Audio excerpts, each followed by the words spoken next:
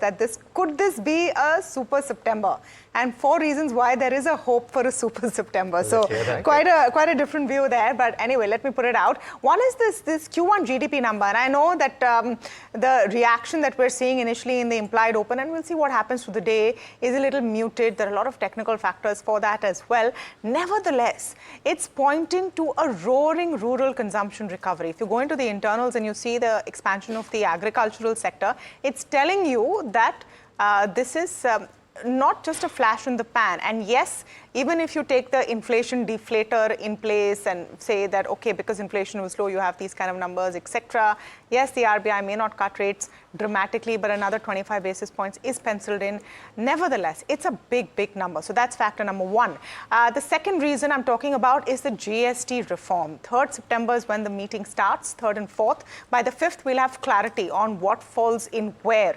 And the will is very clear, which is why, in my view, the GST reform and bringing it down to 2 slabs will actually have a huge boost to consumption and will have a domino effect, a positive domino effect for the economy as well.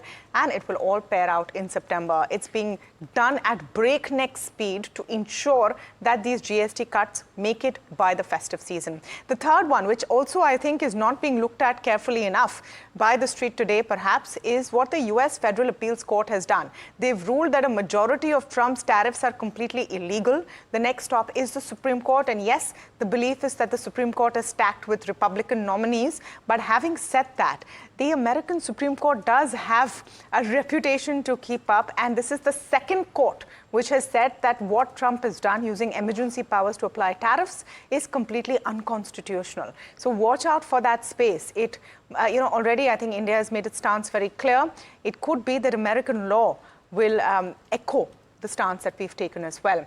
And the fourth reason is clearly those pictures that we saw, and I don't know if we can pull it up. India increasing cooperation with China and Russia, and some very powerful pictures there. There's that bilateral with Putin right now. There's the conversation with China, which was very, very warm coming in. Both sides saying that our differences should not turn into disputes.